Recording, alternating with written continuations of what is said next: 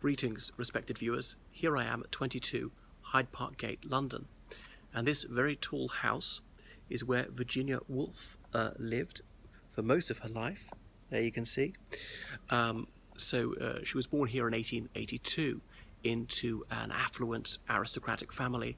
Her father was a baronet, as in he was Sir Leslie Stephen. He was not Mr. Leslie Stephen, and he was a baronet insofar as this title, Sir, passed down father to son. Not Sir as in any man should be called Sir if you don't know his name and one wishes to be courteous, but no, he was always to be Sir Stephen or Sir Stephen Leslie. Sir Leslie would be wrong.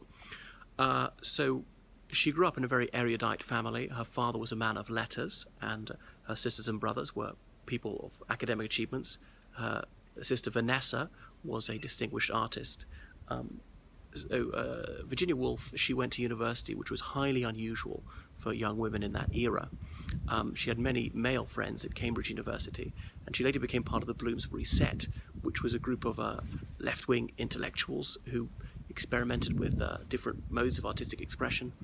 She married, that's why she's known by her married name, Woolf, not her maiden name, Stephen. She was also the first cousin of J.K. Stephen. James Kenneth Stephen was a minor poet of the 1880s, scholar of tutor of Queen Victoria's grandson, and so on, who'd been to Eton and Cambridge. That's her cousin J.K. Stephen.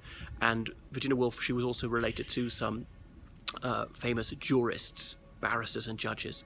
So Virginia Woolf, she's best known for her novels such as Orlando and perhaps most famously of all, To the Lighthouse. They took family holidays in Cornwall when she was a child.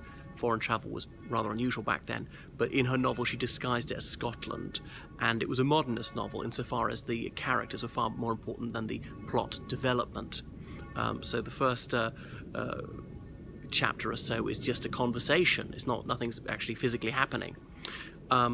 Anyway, she was a very unusual woman who was probably somewhat mentally ill, and unfortunately she took her own life in 1941. So that is Virginia Woolf.